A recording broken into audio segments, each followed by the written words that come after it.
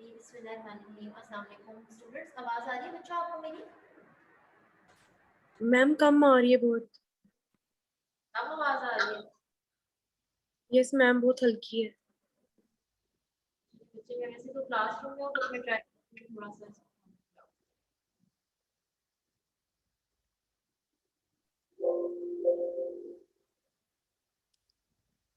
अच्छा, आप में से कोई स्टूडेंट इस तरह का तो नहीं है कि जिनको अभी तक एलएमएस पे एनरोलमेंट का या कोई इस तरह का इशू आ रहा हो? क्योंकि कुछ स्टूडेंट्स थे, मतलब मुझे कहा था तो मैंने उनको जो है वो मैनुअली एनरोल कर दिया। अब आई थिंक कि आप ये चीज आपकी क्लियर हो गई होगी।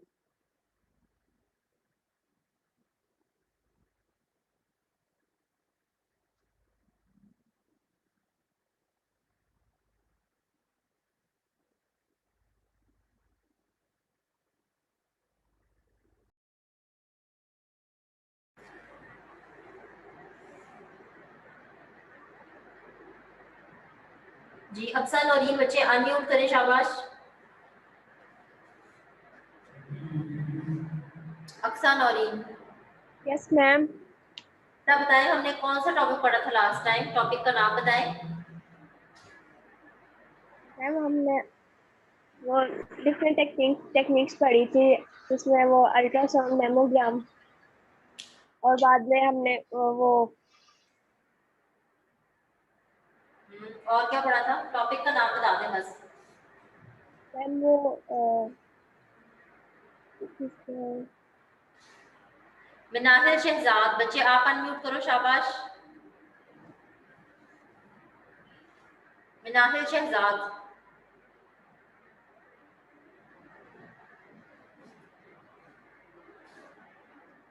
मिनाहिल शहजाद, बच्चे आप क्लास में हैं, अनम्यूट करें। मोहम्मद यासीन, बच्चे आप अनम्यूट करें जल्दी से, शाबाश। अस्सलाम वालेकुम मैम। हाँ बेटा, मुझे आप बताएं, हमने पढ़े थे लास्ट टाइम, पढ़ा था कि role of rehabilitation in radiology and diagnostic imaging, ठीक है? उसे मैंने आपको दो जी तरह मैम। के, एक थे क्लिनिकल और एक थे रिसर्च। आप मुझे कोई से बच्चे 3 क्लिनिकल रीजंस बता दें। मैम इसका क्लिनिकल रीजन मैम हमने पढ़ा था कि एक तो आपने बताया था इसकी दो होती है रीजन, एक क्लिनिकल एक रिसर्च।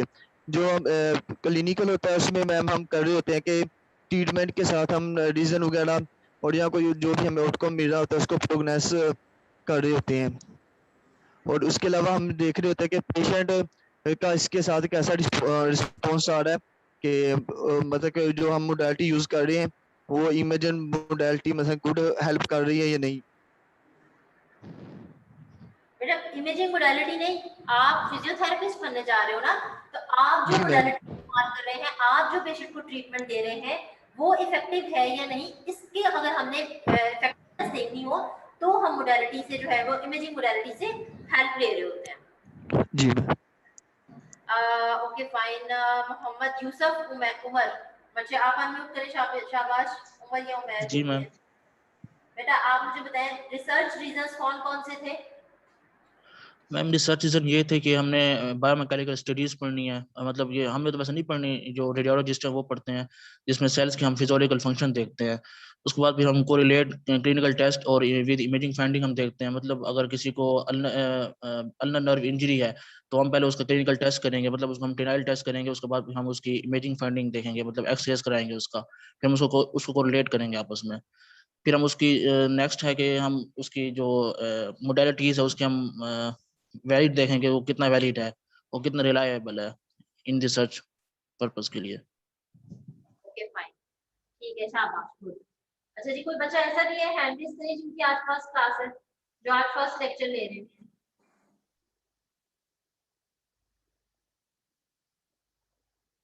अच्छा, आप लोग जो है ना वो मतलब उस तरह से आप लोग पढ़ नहीं रहे, आई डोंट नो, आप लोग एलएमएस में देख ही रहे हैं, मैंने आप लोगों के साथ रिकॉर्डिंग भी शेयर कर रही हूँ, आप लोगों को लेक्चर भी अपलोड कर रही हूँ, बट स्टिल कुछ स्टूडेंट्स मुझे लग रहा है क्लास में इस तरह के हैं जिनको या तो इंटरेस्ट नहीं है या वो फिर उनको समझ नहीं आ रही है, या आई डोंट नो कि क्या इशू है। तो बच्चे इसको आप साथ साथ पढ़ें, ठीक है? अगर साथ साथ नहीं पढ़ेंगे तो आप लोगों को ये चीज नहीं समझ आए, ठीक है जी? तो हमने लास्ट टाइम जो है वो बेसिकली डिस्कस किया था, बेसिकली ये लास्ट लेक्चर की ही कंटिन्यूएशन है, ठीक है जी? मैंने आपको बताया था role of diagnostic imaging in rehabilitation, और आई थिंक यही तक हमने पढ़ा था। एक्सरेज मुझे बच्चा बताते हैं, एक्सरेज हमने शुरू किया था या नहीं किया था? मैम हमने लास्ट लेक्चर पढ़ा था जिसके हम लोगों के पास ना वो रह गए थे, न्यूक्लियर मेडिसिन के 3 पार्ट्स रह गए थे, टाइप्स जो थी। नहीं, ये वाला नहीं हमने पढ़ा था, ये नो वाला। मैम मैम, इसी स्लाइड से नो। स्टार्ट करना है मैम एक्सरे। इसका आपने मैम ओवरव्यू दिया था, 2-3 स्लाइड्स की थी मैम इसकी। यस मैम, रिसर्च तक किया बस। बेटा रोल मैंने आपको एक तो न्यूक्लियर मेडिसिन के पार्ट्स पढ़ाए थे, उसके अलावा हमने ये भी पढ़ा था ना कि क्लिनिकल और रिसर्च रीजंस पढ़े थे। यस मैम, ये 3 पार्ट्स पढ़े थे। पढ़ा था। मैम ये वाला नहीं किया। हो गया था ये। ओके जी। अच्छा जी, अब हमने मैंने आपको बता दिया था कि सब स्पेशलिटीज है। अब हम one by one her speciality को जो है वो डिस्कस करते हैं। ठीक है जी, अब हम एक्सरे से स्टार्ट करते हैं। What is an X ray? It is basically an electromagnetic radiation with short wavelength. इनकी विजिबल जो जैसे लाइट है या बाकी जो वेव्स होती है that are also electromagnetic radiation, but X ray जो है वो क्या है, इलेक्ट्रोमैग्नेटिक रेडिएशन है, बट इसकी वेवलेंथ जो है वो बेसिकली हमारे पास शॉर्ट होती है। X-rays are electromagnetic radiation. X-ray machine sends individual X-ray particles through the body. The images are recorded on a computer or film. ठीक है जी, ये मैंने आपको पहले भी बताया था कि एक्सरे में जो है वो हमारे पास एक डिटेक्टर हम रखते हैं और वो डिटेक्ट करता है एक्सरेज को, और बॉडी का जो इमेज होता है वो उसके ऊपर क्लियरली आपको एक फिल्म की फॉर्म में या एक कंप्यूटर की इमेज की फॉर्म में जो है वो आपको दे देता है।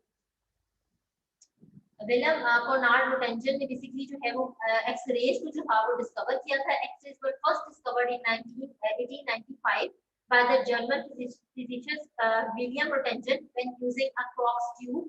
He called them X-rays, X for unknown. ठीक है जी, बेसिकली यानी कि वो Crookes tube को यूज कर रहे थे और वहां से उसको विदाउट एनी रीजन से रेज जो है वो वहां पे जनरेट हुई और उन्होंने इसलिए उसको X rays without any reason जो है अननोन रीजन की वजह से उसको ये एक्स रेज का जो है वो नाम दे दिया। ठीक है, आपको बस इतना ही पता होना चाहिए कि एक्स रेज होती क्या है। ठीक है, इलेक्ट्रोमैग्नेटिक रेडिएशन है विद शॉर्ट वेवलेंथ। किसने डिस्कवर किया था? विलियम कोनार्ड रोटेंजन ने डिस्कवर किया था। ठीक है जी, और उसके बाद जो है ये उसने जो फर्स्ट इमेज लिया था एक्सरे का वो इस तरह का। ठीक है, अब अगर आप इसको आजकल के जो हमारा इमेज होता है एक्सरे का उसके साथ कंपेयर करो तो आपको पता चलेगा, देखिए कितना ब्लर इमेज है। हमें इसमें कोई जॉइंट्स नहीं पता चल रहा है, कोई फ्रिंजेस का नहीं पता चल रहा, सॉफ्ट टिश्यूज भी नहीं इसमें जो है वो प्रॉपर्ली पता चलेगा। अगर फॉर एग्जांपल पेशेंट के यहाँ फ्रैक्चर हो तो आपको कोई इतना क्लियरली इमेज नहीं आएगा। ठीक है, लेकिन क्या हुआ बच्चे, with the passage of time हमारे पास टेक्नोलॉजी जो है वो इम्प्रूव हो गई है। जब टेक्नोलॉजी इम्प्रूव हो गई है तो अब इमेज भी जो है वो हमारे पास और मजीद जो है वो क्या है, क्लियर जो है और विजिबल जो है वो आना शुरू हो गया। ठीक है जी, अब आप देखेंगे ये जो था जब रोटेंजन ने डिस्कवर किया तो इस किस्म का उसका एक्सरे जो था वो आया था। ठीक है, और आजकल का जो इमेज है वो हमारा इस तरह का है। अब आप देखेंगे जो है आई थिंक जो लेमैन भी इंसान होगा उसको भी शायद एक्सरे देख के पता चल जाएगा कि यहाँ पे बोन में कोई मसला है या कुछ इस तरह। ठीक है, इतना क्लियर अब हमें जो है वो इमेज आ रहा होता है।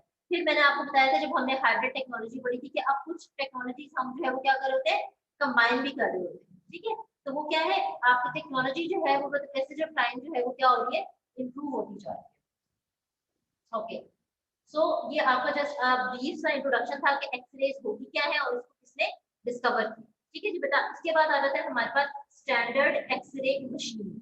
अब एक्सरे मशीन एक मैंने आपको इमेज दिखाया था जब हमने इंट्रोडक्शन पढ़ा था। ठीक है, उसमें मैंने आपको दिखाया था कि इस तरह एक्सरे टेबल होता है, इस पर आप पेशेंट को लिटाते हैं, ऊपर ही हमारे पास इस तरह से एक्सरे जनरेटर होता है जहाँ से एक्सरेज जनरेट होती है। ठीक है, और यहाँ पे हम नीचे जो है वो डिटेक्टर लगाते हैं और वो डिटेक्टर जो है वो एक्सरेज को क्या करता है, उसका इमेज जो है वो डिटेक्ट करता है। ठीक है, ये बेसिकली यूजुअली हम लंबर के लिए, ठीक है, अगर आपने जो है वो अपर लिंग या लोअर लिंग के लिए यूज करे होते हैं। ठीक है, और ये जो टेबल आपको नजर आ रहा है यूजुअली हम जो है वो करे होते हैं जब हमने ट्रंक का या चेस्ट का कोई एक्सरे करना होता है। ठीक है, अब इसके अलावा बेटा ये तो मैंने आपको एक स्टैंडर्ड मशीन दिखाई है जो कि शायद आप लोगों ने हॉस्पिटल्स में देखी भी होगी। ठीक है, इसके अलावा अब बहुत सारे मोबाइल एक्सरे मशीन हमारे पास आ गए। ठीक है, आपने देखा होगा कि जो ये होते हैं इमरजेंसी में कोई पेशेंट आया उसके एक्सरे के लिए मशीन जो है वो एक्सरे मशीन को लेके आ जाता है ड्रैग करके उसे। ठीक है, तो वो मोबाइल एक्सरे मशीन भी अब जो है वो हमारे पास आ चुकी हुई है। ठीक है, इसके अलावा और बहुत सारी जो है वो टेक्नोलॉजी इम्प्रूव हो गई है। आपके पास सेल्फ जो है वो जैसे ऐप होती है, इस फॉर्म में भी आपके पास जो है वो एक्सरे मशीन जो है वो इस लेवल पे भी जो है वो हमारे पास अब जो है वो अवेलेबल है। ठीक है, तो बेसिकली आपका जो पर्पस है वो आपको सिर्फ ये पता होना चाहिए कि एक्सरे मशीन के कंपोनेंट्स जो है वो क्या है। ठीक है, अब इसमें हमारे पास बेटा होते हैं 3 तरह के कंपोनेंट्स। नंबर 1 है हमारे पास tube head where the X rays are generated. ठीक है जी, जहाँ से एक्सरेज जनरेट होना है वो क्या है, ट्यूब हेड है। दूसरा पार्ट हमारे पास है control panel which regulate the strength and amount of X-rays produced and trigger the exposure। ठीक है, अब आप देखिए ट्यूब हेड ना ही शो कर रहा है कि वो क्या है, वो हेड है। हेड का क्या मतलब है, जो क्या करेगा, जिसकी सारी रिस्पॉन्सिबिलिटी होगी। ठीक है, तो इसका क्या मतलब है, ट्यूब हेड क्या करेगा, सारी एक्सरेज को जनरेट करेगा। ठीक है, सेकंड क्या बात होगी, कंट्रोल पैनल। ठीक है, अब कंट्रोल पैनल अगेन उसका नाम शो कर रहा है कि वो क्या कर रहा है, उसमें कंट्रोल कर रहा है। किस चीज को जी कंट्रोल करना है, कितनी एक्सरेज प्रोड्यूस हो रही है, ठीक है, किस स्ट्रेंथ के साथ प्रोड्यूस हो रही है, वो कंट्रोल पैनल देख रहा है। ठीक है, उसके बाद थर्ड पार्ट आ जाता है हमारे पास पावर सप्लाई। पावर सप्लाई का क्या काम है, which provide the energy to create the X rays. ठीक है, तो अब अगर मैं आपसे पूछूं कि एक्सरे मशीन की क्या कंपोनेंट्स हैं, तो आपने मुझे 3 कंपोनेंट बताने हैं, ट्यूब हेड, कंट्रोल पैनल और पावर सप्लाई। ठीक है, ट्यूब हेड जनरेट कर रहा है, कंट्रोल पैनल रेगुलेट कर रहा है, ठीक है, कितनी जो है वो अमाउंट में रेज में प्रोड्यूस होना है। ठीक है, और पावर सप्लाई क्या कर रहा है, बेसिकली हमें वो जो एक्सरेज जनरेट होती है उसके लिए जो एसी पीछे से सप्लाई आ रही होती है वो बेसिकली पावर सप्लाई जो है वो दे रहा होता है।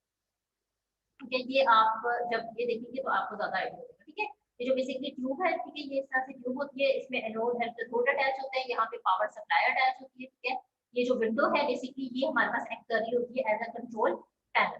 ठीक है, यहाँ से हम पावर सप्लाई ऑन करेंगे, यहाँ से जो इलेक्ट्रॉन्स है वो क्या होगा, जनरेट होंगे। ठीक है, इलेक्ट्रॉनिक इमिशन होगी, इलेक्ट्रॉनिक इमिशन होगी तो ये इलेक्ट्रॉन्स मूव करेंगे किसके तरफ, टुवर्ड्स एनोड। ठीक है, एनोड के पास जाके वहाँ जो है वो टुवर्ड्स मूव करेंगे। ठीक है, और वहां पे जो है वो इलेक्ट्रिकल जो है वो इमिशन होगी, और उसके बाद जो है वो क्या होगा, यहाँ से एक्सरेज जो है वो जनरेट होगी, और ये कंट्रोल पैनल से पास करके यहाँ से जो भी बॉडी का पार्ट होगा, अगर फॉर एग्जांपल अपर लिप यहाँ पे बड़ा हुआ है, ठीक है, उससे जो है वो पास होगी, उसके नीचे हमने डिटेक्टर लगाया होगा और वो डिटेक्ट कर देगा कि बॉडी के जो भी एरिया था उसमें क्या इश्यू था। ठीक है, अब इसको अगर हम स्टेप वाइज करें, ठीक है, ये तो मैंने आपको एक ओवरऑल जो है वो उसका थोड़ा सा ब्रीफ सा इंट्रोडक्शन दिया है कि किस तरह से प्रोड्यूस हो रही है। ठीक है, अगर आप इसको स्टेप वाइज देखें तो नंबर 1 क्या है, filament is heated and gives off cloud of electrons. ठीक है, जैसे मैंने आपको बताया फिलामेंट या जो हमारे पास सप्लाई लगी हुई है पावर सप्लाई, वो क्या होगा, हीटेड अप हो जाएगी।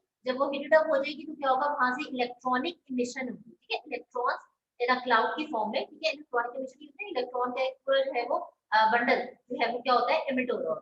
ठीक है, वो इमिट होगा, a large electrical charge is placed in cathode anode space causing the electrons to race towards the anode। ठीक है, इलेक्ट्रॉनिक इमिशन हुई, इलेक्ट्रॉन्स निकले, क्या हुआ, वहां पे इलेक्ट्रिकल चार्ज प्रोड्यूस हुआ। इलेक्ट्रिकल चार्ज ने क्या किया कि इलेक्ट्रॉन्स को किसकी तरफ जो है वो मूव किया, एनोड की तरफ मूव किया। ठीक है, then they crush into the anode, it causes x rays to be given off। ठीक है, मैंने अभी आपको बताया था कि जब एनोड की तरफ जाएंगे तो क्या होगा, फिर वहां से एक्स रेज जनरेट होंगी। ठीक है, ये अब अगेन हम एक और पिक्चर में देख लेते हैं, आपको ज्यादा क्लियर हो जाएगा। ये देखिए, ठीक है जी, heated filament emits electrons by thermionic emission. ठीक है जी, ये हमारे पास पावर सप्लाई था या ये फिलामेंट था। जब ये हीटेड अप हुआ तो क्या हुआ जी, यहाँ से आपके पास इलेक्ट्रॉन्स निकले। जब इलेक्ट्रॉन्स की थर्मियोनिक इमिशन हुई, क्लाउड की फॉर्म में ढेर सारे इलेक्ट्रॉन्स आए, इन इलेक्ट्रॉन से क्या हुआ, यहाँ पे इलेक्ट्रिकल एनर्जी जनरेट हुई। उस एनर्जी ने क्या किया, इन इलेक्ट्रॉन्स को मूव किया टुवर्ड्स किसके, एनोड के। ठीक है, ये एनोड रखी हुई है, ये कैथोड है। ठीक है जी, कैथोड से यहाँ से इलेक्ट्रॉनिक इमिशन हुई, यहाँ पे इलेक्ट्रिकल चार्ज बना, चार्ज ने इलेक्ट्रॉन्स को मूव किया टुवर्ड्स द एनोड। जब यहाँ पे एनोड के पास इलेक्ट्रॉन्स मूव किए तो यहाँ से हमारे पास क्या जनरेट होगी, एक्स रेज। ठीक है जी, X rays produced when high speed electrons hit the metal target. ठीक है जी, यहाँ पे जो मेटल टारगेट है नोड का अटैच है, इसको जाके हिट करेंगे, यहाँ से एक्स रेज जो है वो हमारे पास निकलेगी। ओके, तो बेटा ये एक आपके पास ब्रीफ सा इंट्रोडक्शन है कि एक्स रेज किस तरह प्रोड्यूस होती हैं। ठीक है, मैं फिर से रिपीट कर देती हूँ, हमने पढ़ लिए स्टैंडर्ड एक्सरे मशीन के 3 पार्ट्स बताए मैंने आपको, ट्यूब हेड है, ठीक है, कंट्रोल पैनल है, पावर सप्लाई है। ठीक है, फिर उसके बाद मैंने आपको बताया कि एक्स रेज प्रोड्यूस किस तरह होती है। ठीक है, उसमें भी आपके पास ये जो 3 स्टेप्स है इन अ ब्रीफ वे आपने जो है वो उसको याद कर लेना है कि फिलामेंट हीट अप होता है, इलेक्ट्रॉन्स इमिट होते हैं बाय थर्मियोनिक इमिशन। ठीक है, उसके बाद क्या होता है, नेक्स्ट चीज, इलेक्ट्रॉन एक्सेलरेटेड होंगे towards the anode by high voltage कह सकते हैं या बाय हाई इलेक्ट्रिकल एनर्जी। ठीक है, जब वो वहां जाके हिट करेंगे मेटल टारगेट को एनोड के, तो क्या होगा, वहां से हमारे पास as a result X rays जो है वो प्रोड्यूस होगी। ठीक है, ये पूरा जो है वो बेसिकली आपके पास क्या है, एक्सरे ट्यूब है। ओके, तो आई होप आपको यहाँ तक क्लियर हो गया होगा कि एक्सरेज होती है। ठीक है, किस तरह डिस्कवर हुई, एक्सरे मशीन के क्या कंपोनेंट्स हैं और एक्सरे जो है वो किस तरह प्रोड्यूस होते हैं।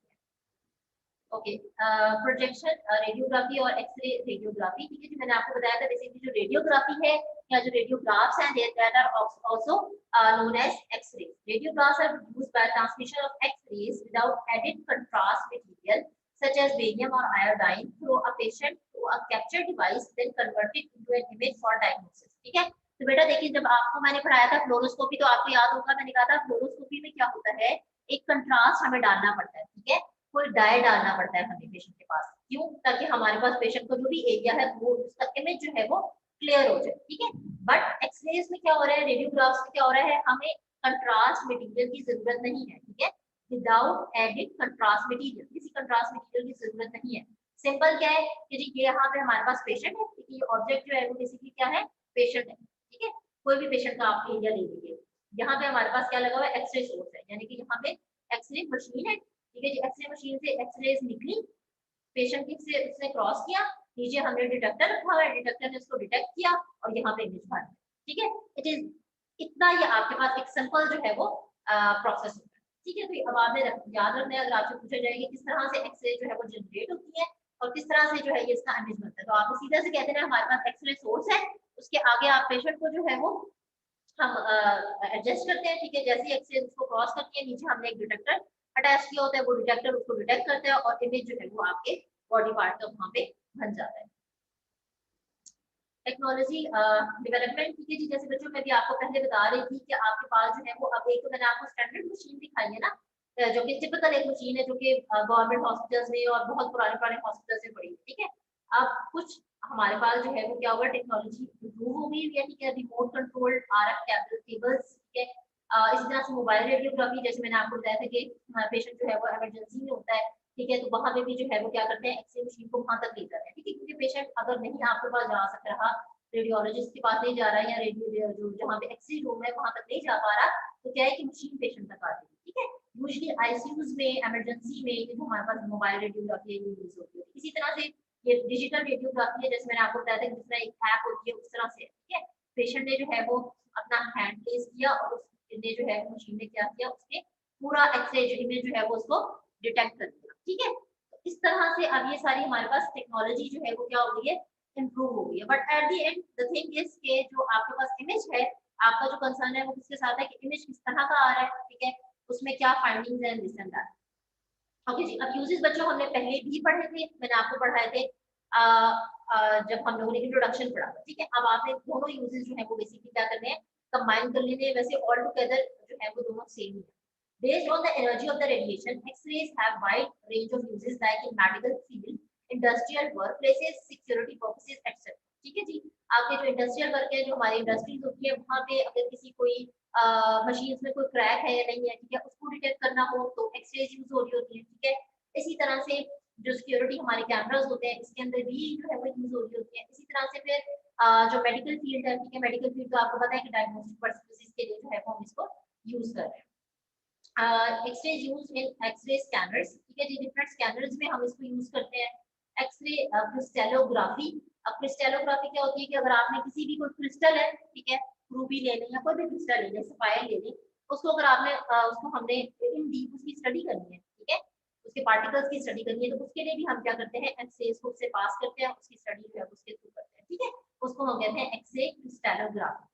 Industrial radiography and CT scanning, ठीक है। इंडस्ट्रियल रेडियोग्राफी जैसे मैंने आपको भी ऊपर बताया कि इंडस्ट्रीज में हमने कोई मशीन को जो है उसकी किसी पार्ट को डिटेक्ट करना हो, कोई जो है वो वहाँ पे कोई डिफेक्टेड पार्ट है उसको डिटेक्ट करना हो, तो उसमें भी हम इसको यूज कर रहे होते हैं, ठीक है। सीटी स्कैनिंग में मैंने आपको बताया था, सीटी स्कैन जो है उसमें भी हमारे पास एक्सरेज भी यूज हो रही होती है, ठीक है। X rays has an immense role in the medical field, diagnostic as well as therapeutic, ठीक है। डायग्नोसिस के लिए तो हम इसको यूज करते ही करते हैं, बट आप इसको थेराप्यूटिक पर्पसेस के लिए भी हम यूज कर रहे हैं, ठीक है, क्योंकि हम जो है वो ये भी देखते, जैसे मैंने आपको बताया था कि फ्लोरोस्कोपी में भी हमारे पास एक्सरे यूज हो रही है, ठीक है। तो फ्लोरोस्कोपी को हम इंटरवेंशनल जो है वो ट्रीटमेंट के तौर पे भी जो है वो यूज करते हैं, ठीक है। तो बेसिकली बच्चों आपको ये सारा डिफरेंट यूजेस बताने का मकसद ये है कि अगर आपसे कोई पूछे कि एक्सरेज की यूजेस जो है वो अदर देन मेडिकल फील्ड क्या है, ठीक है, मेडिकल में तो हम एक्सरेज कर रहे हैं, पेशेंट का इमेज ले रहे हैं, सब कुछ हो रहा है, ठीक है, लेकिन इसके अलावा एक्सरेज हमारे जो है वो डेली रूटीन में कहाँ कहाँ इस्तेमाल होती है, ठीक है। तो वो आपको ये पता होना चाहिए कि स्कैनर्स में हो रही है, इंडस्ट्रियल वर्क्स में यूज हो रही है, ठीक है, जैसे कि स्टेनोग्राफी में यूज हो रही है, ये आपको जो है वो जो है उसका आइडिया होना चाहिए। ओके बच्चों, उसके बाद आ जाता है हमारे पास diagnostic uses and therapeutic uses, ठीक है। दो तरह के आपके पास बेसिकली इसमें जो है वो यूजेस है। X ray is the most preferred tool for detecting any bone related problem such as fracture, tumour, degeneration. It is also used to detect other cases like pulmonary tuberculosis, lung abscess, etc. ठीक है जी बच्चों, तो मैंने आपको day 1 पे बताया था कि हम सबसे पहले तो इसको जो मोस्ट हमारा जो पुराना टूल है जो कि हम जिसको डायग्नोसिस के लिए इस्तेमाल कर रहे हैं वो है हमारे पास कौन सा, एक्सरे, ठीक है। तो डिजनरेशन हुई है बॉडी में, ठीक है, फ्रैक्चर हो गया, कहीं ट्यूमर है, पल्मोनरी यानी कि चेस्ट एक्सिस जब हम करते हैं तो टीबी में कोई स्पॉट्स आ रहे हैं, ठीक है, जैसे आजकल कोविड चल रहा है, लंग के इश्यूज आ रहे हैं, उसके लिए भी आप जो है वो क्या करते हैं, उसको डायग्नोस करने के लिए हम एक्सरेज को जो है वो यूज कर रहे हैं, ठीक है। थेराप्यूटिक यूजेस क्या है, it is used in cancer treatment to kill the malignant cells, ठीक है जी। अब आप देखेंगे जो हमारे पास बेसिकली कीमोथेरेपी होती है, कीमोथेरेपी में भी हम बेसिकली स्पेसिफिकली दो रेज पे फोकस कर रहे होते हैं, ठीक है। एक होती है हमारे पास कौन सी, एक्स रेज, और दूसरी होती है हमारे पास कौन सी, गैमा रेज, ठीक है। तो अब अगेन ये आपका वाइवा के पॉइंट ऑफ व्यू से बड़ा इंपॉर्टेंट क्वेश्चन है कि आपसे पूछा जा सकता है कि बेटा आप बताएं कि एक्स रेज के थेराप्यूटिक यूजेस कौन कौन से हैं, ठीक है। तो आप बताएंगे कि कैंसर की ट्रीटमेंट में जो मैलिग्नेंट सेल्स होते हैं बेसिकली उनको किल करने के लिए भी हम एक्स रेज को यूज करते हैं। Okay, so then X-rays are used in medicine for medical analysis. Dentists use them to find complications, cavities, and impacted teeth. ठीक है जी, मैंने आपको अगर आपको याद होगा कि जब हमने फर्स्ट लेक्चर पढ़ा था तो मैंने आपको बताया था कि एक्सरेज हम दांतों का भी करते हैं, ठीक है, जिसमें पूरी कैविटीज अगर हमने देखी होगी, कोई एनामल तो नहीं है, टूथ एनामल तो नहीं है, आपके गम्स डैमेज तो नहीं हुए, ठीक है, और उसके अलावा जो आप दांत है उनकी क्या पोजीशन है, ठीक है, कोई रूट कैनाल करनी है या कोई दांत किसी ने लगवाना है, डेंचर लगवाना है, तो उसके लिए भी हम क्या करते हैं, एक्सरे जो है वो करते हैं, जिसको हम क्या कहते हैं, ओपीजी कहते हैं। Soft body tissues are transparent to the base. Bones and teeth block the rays and show up as white on black background. ठीक है जी, आपके पास teeth या जो bones होती है यूजुअली हमारे पास white कलर की नजर आ रही होती है। ये मैं आपको आगे जो है वो क्लियर करती हूँ कि कौन सा टिश्यू जो है वो किस तरह से जो है वो एक्सरे पे आपको नजर आ रहा होता है। Below are some X-rays showing objects which have been swallowed by people. The example shown up safety pin and child stomach with all pieces of a magnetic toy realigned after he is swallowed them one by one. ठीक है जी, तो ये basically देखिए आप अगर किसी बच्चे ने जैसे for example safety pin inhale कर ली है, ठीक है, या उसने कोई भी कोई मैग्नेट है या कुछ इनहेल कर लिया, तो आपको ये जो सारे इसको आर्टिफैक्ट्स कह रहे होते हैं, ठीक है, ये भी आपको जो है वो क्या होते हैं, एक्सरे के ऊपर डिटेक्ट जो है वो इजीली हो जाते हैं। ओके तो बच्चों यहाँ तक हो गया कि एक्सरेज होती है, ठीक है, किसने इसको डिस्कवर किया, ठीक है, फिर हमने देखा कि स्टैंडर्ड एक्सरे मशीन जो है उसके क्या कंपोनेंट्स हैं, ठीक है, देन मैंने आपको बताया कि एक्सरेज जो है वो किस तरह प्रोड्यूस होती है, ठीक है, हमने 3 स्टेप्स जो है वो उसके अंदर पढ़े। देन बच्चे मैंने आपको जो है वो बताया है कि बेसिकली हमारे पास एक्सरेज के जो है वो स्पेसिफिकली 2 तरह के मेजर जो है वो यूजेस है, ठीक है, एक है आपके पास डायग्नोस्टिक यूजेस और सेकंड है आपके पास थेराप्यूटिक यूजेस, ठीक है। उसके बाद में बेटा मैंने आपको बताया है अदर देन मेडिकल फील्ड हमारे पास एक्सरे जो है वो कहाँ यूज होती है, स्कैनर्स में, सीटी कैमरास में एंड दिस एंड दैट, ठीक है। तो ये अब आपको जो है वो यहाँ तक आई थिंक क्लियर हो गया होगा, ठीक है बच्चों। अब नेक्स्ट आ जाता है हमारे पास how to read an X ray, ठीक है, ये जो मेन इंपॉर्टेंट चीज है, यानी कि जो आपके पास जब आप क्लिनिकल जो है वो काम करेंगे, ठीक है, तो पेशेंट आपके पास बेसिकली एक्सरे लेके आता है, ठीक है, आप उसको रेफर करते हैं, वो आपके पास फिल्म लेके आता है, तो वो जो फिल्म लेके आता है अब आपने उसको पढ़ना किस तरह है, ये मोस्ट इंपॉर्टेंट जो है वो, ठीक है। बोन्स आपको किस तरह से नजर आएंगी जी, bones block radiation appears white, muscle fluid fat हमें ग्रे कलर का नजर आएगा, फ्रैक्चर्स वगैरह जो है वो भी आपको इसके अंदर नजर आ जाएंगे और यूजली ब्लैक कलर की नजर आएंगे, ठीक है। यहाँ भी हम आगे जो है वो एक तो मैं आपको इमेज दिखाती हूँ, उससे आपको बड़ा इजीली क्लियर हो जाए। ओके बेसिकली ये 5 तरह की ओपेसिटीज है, एयर है, फैट है, सॉफ्ट टिश्यू है, बोन है, मेटल है, ठीक है, यानी कि आपको एयर किस तरह की नजर आएगी, फैट किस तरह का नजर आएगा, बोन किस तरह की नजर आएगी, मेटल किस तरह का नजर आएगा, ठीक है। तो ये सब चीजें आपको एक्सरेज में मिलेंगी, ओपेक या ओपेसिटी या लुसेंसी, ठीक है, ये 2 टर्म्स हैं बेसिकली आप याद रखें। An area that absorbs or scatters a large amount of X-ray beam before the detector appear whiter on X-ray, ठीक है।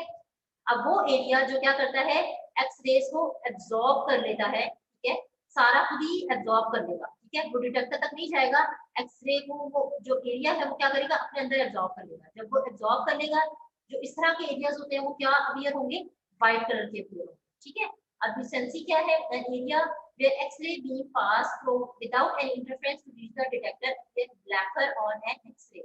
Thickness of tissue also affect X-ray absorption. ठीक है बच्चों, तो बेसिकली ये क्या है कि एक्सरे का जो हमें एक्सरे के ऊपर इमेज नजर आ रहा होता है ना, वो डिपेंड कर रहा होता है कि टिश्यू किस तरह का है, ठीक है। ये जो ये स्लाइड है इसका ये मतलब है कि जो भी टिश्यू है जिससे आप एक्सरे पास कर रहे हैं उसकी जो है डेंसिटी है उसके ऊपर पता जो है वो डिपेंड कर रहा होता है कि उसने किस तरह का इमेज जो है वो एक्सरे के ऊपर देना है, ठीक है।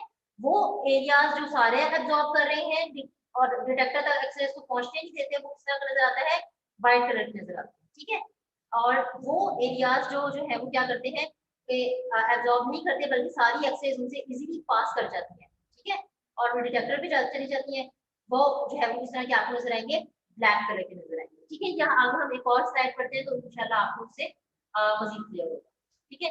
अब आगे देखिए कि ये डिफरेंट एरियाज हैं, ठीक है, और उनकी जो है वो डिफरेंस क्या है, थिकनेस है, ठीक है। ये इसकी इतनी थिकनेस है, इसकी थिकनेस इतनी है, इसकी थिकनेस ज्यादा होती जा रही है, ठीक है। जितनी जितनी ज्यादा थिकनेस होती जा रही है उतना क्या हो रहा है, एब्जॉर्प्शन रेज की कम होती जा रही है, ठीक है। ये आप देखेंगे क्या हो रहा है, ये ठीक है, ये देखिए ये रेज जो है वो क्या हो रही है, ट्रांसमिट होकर आ रही है, ठीक है। तो जो सबसे ज्यादा एब्जॉर्ब कर रहा है वो ब्लैक है, फिर लाइट ग्रे कलर, फिर उससे ग्रे कलर का कम, फिर बिल्कुल लाइट सा ग्रे और व्हाइट का कॉम्बिनेशन, एंड देन जो है वो व्हाइट का कॉम्बिनेशन।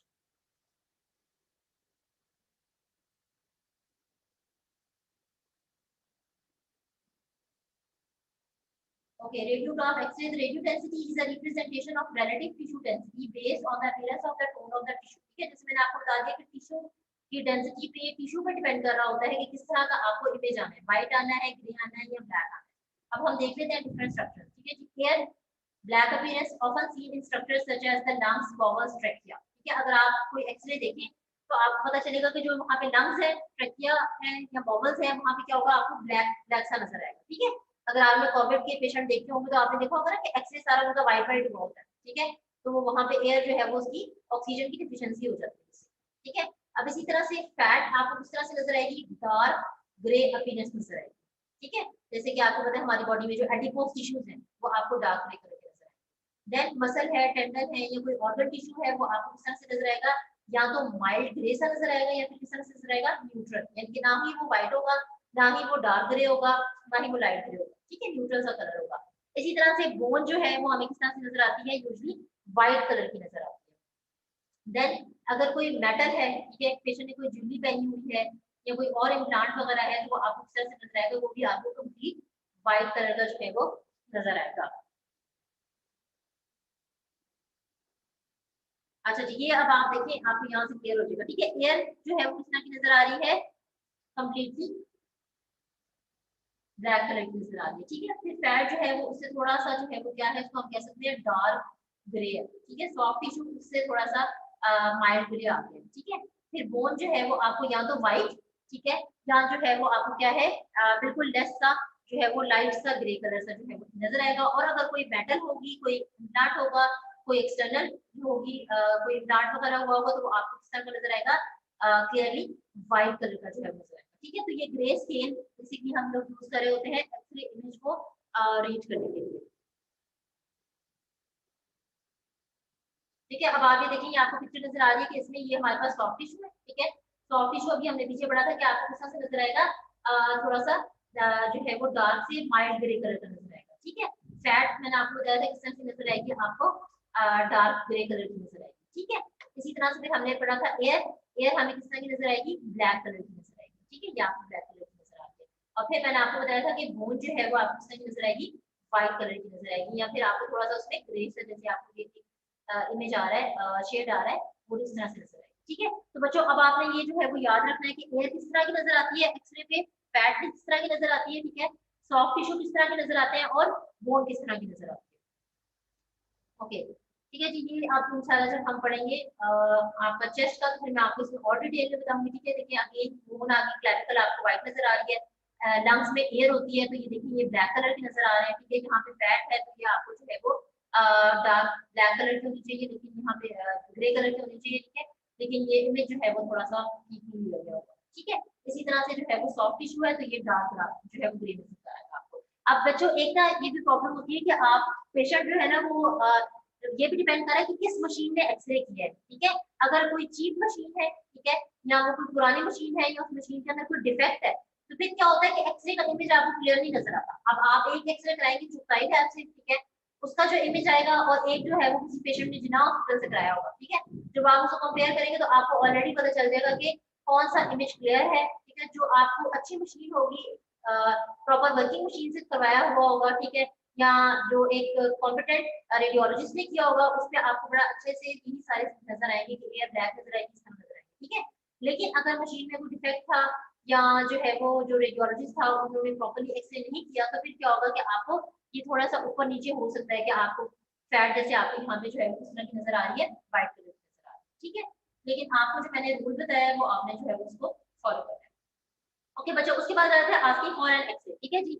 अब आपने जब भी पेशेंट से एक्सरे के लिए पूछना है या आपने उसको रेफर करना है तो आपको कुछ पॉइंट्स जो है वो माइंड में जरूर याद रखने हैं, ठीक है। मैंने आपको कहा था कि हम भी एक्सरे जो है वो बीइंग अ फिजिकल थेरेपिस्ट आप भी डायरेक्ट असेस भी कर सकते हैं और डायरेक्ट पेशेंट को रेफर भी कर सकते हैं। Both AP and lateral views should be taken in most of the cases, ठीक है। आपने हमेशा पेशेंट की दोनों जो है वो व्यूज लेने हैं, एपी भी लेना है और लैटरल भी लेना है, एक व्यू नहीं लेना, ठीक है।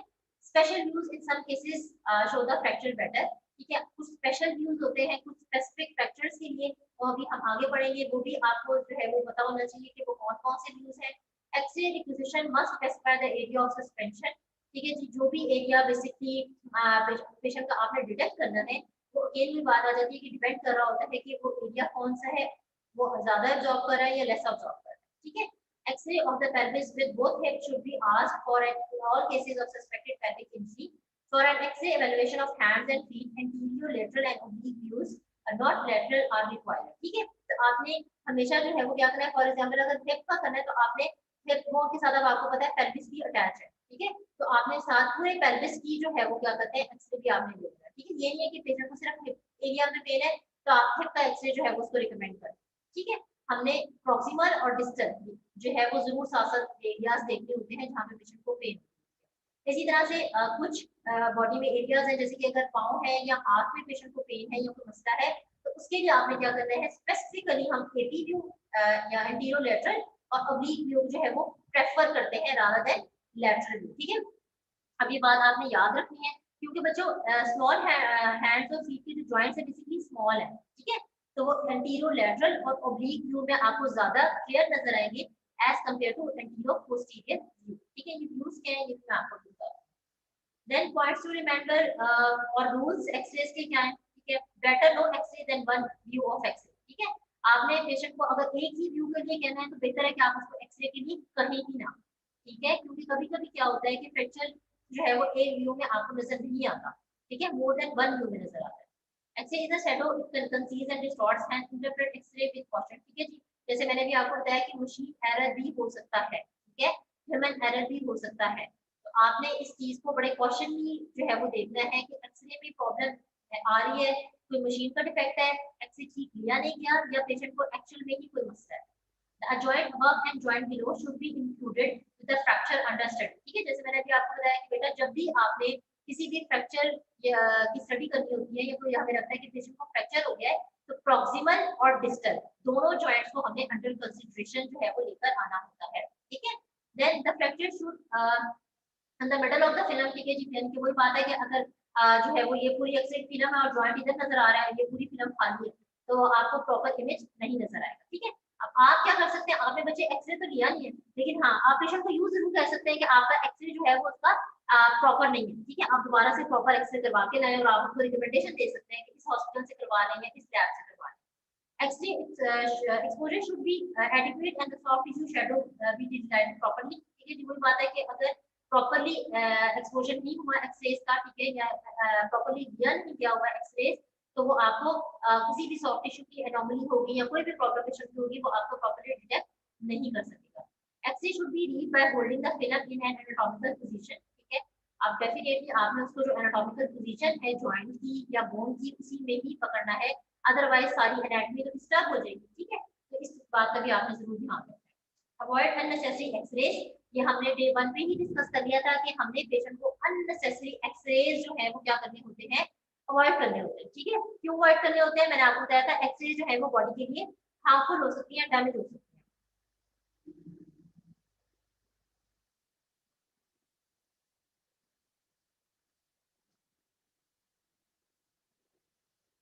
ठीक है बच्चों, तो हार्मफुल हो सकती है, इसलिए हमने विदाउट एनी रीजन पेशेंट को एक्सरे नहीं रिकमेंड करना, ओके।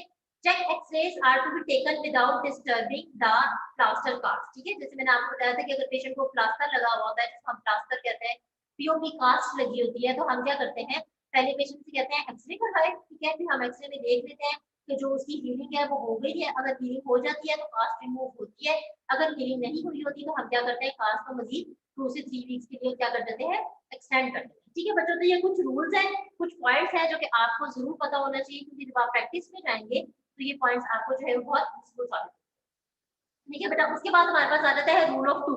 अब 2 का रूल बेसिकली आपको क्या कहता है, वो ये कहता है आपने हमेशा पेशेंट के 2 व्यूज देने हैं, ठीक है।